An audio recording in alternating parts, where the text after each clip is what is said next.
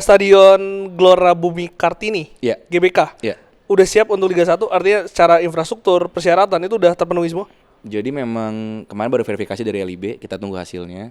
Cuman memang kan ini kan GBK ini kan SGBK ini kan Bumi Kartini ini dapat renovasi yang dari PUPR Oh, serentak iya. berapa stadion di 20 seluruh itu Indonesia. 20. Jadi memang alhamdulillah juga kita terpilih, kita cukup kaget juga kita terpilih dan akhirnya dibentuk sedemikian mungkin mendekati standar FIFA.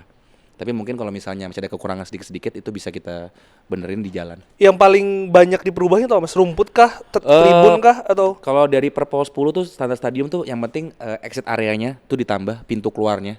Karena kan sebentar latar belakang kan dari tragedi Kanjuruhan ya.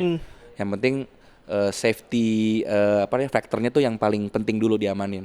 Sisanya ya rumput, lalu juga lampu, itu penting lah karena kan Liga 1 kita tahu kualitas rumput juga harus bagus, looks lampu juga harus bagus, tapi tadi faktor keamanan, pintu keluar segala macam itu yang paling diamanin salah satunya.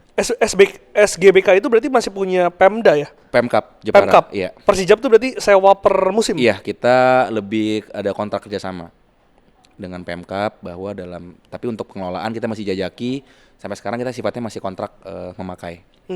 Oke. Mas ini part terakhir. Kita tahu saya punya memori dengan Persijap 2008-2009, ada Pablo Frances, ada Evaldo yang waktu itu, yang juga mungkin ada di papan tengah, di Copa itu juga sempat berbicara banyak lah mas.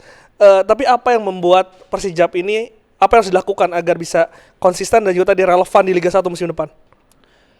Targetnya pertama adalah, saya juga mungkin udah pernah mention sebelumnya, kita harus protect home ground kita lah. Jadi bermain di kandang itu kita harus benar-benar jaga supaya kita bisa dapat poin penuh semaksimal mungkin di kandang kita. Dan tadi yang saya bilang kita nemuin lokal gerbong kita ini yang kita udah perpanjang dari 3 tahun kemarin, ada sekitar 8 pemain. Itu kita harap mereka berkembang juga, potensial mereka di Liga 2 mereka nunjukin, di Liga 1 coba kalian bisa perform lagi nggak? Ya kan? It's a new challenge buat mereka lah. Dan terakhirnya untuk asingnya ini gimana untuk nemuin marquee player tadi yang bisa ngangkat tim. Wah ini PR-nya banyak juga ya. Bener, dan pelatih juga. Pelatih juga. Gimana akhirnya Coach Mario bisa ngeracik semuanya as a unit ini, mereka bisa jalan memiliki habit yang bagus mulai dari training ini mas. Jadi training camp kita mulai tanggal 26 ya kan. Kita mulai kalau mau bikin kesalahan sekarang saatnya. Ada uji coba yang akan dilakukan? Ada, rencananya bulan Juli kita ada uji coba.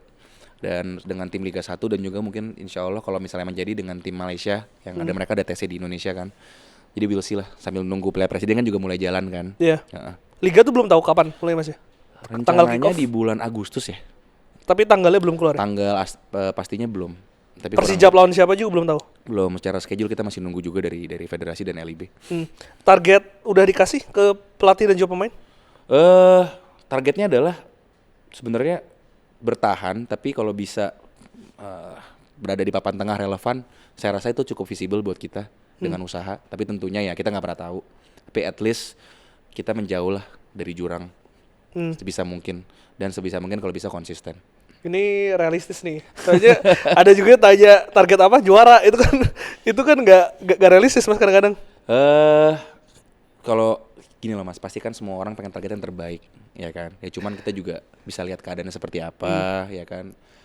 Gimana caranya kita bisa relevan, kita juga tim baru. Tapi saya rasa it's gonna be an interesting season lah. Saya rasa akan cukup seru dengan dinamika asing ada 8 ini. Saya rasa game changer juga lah.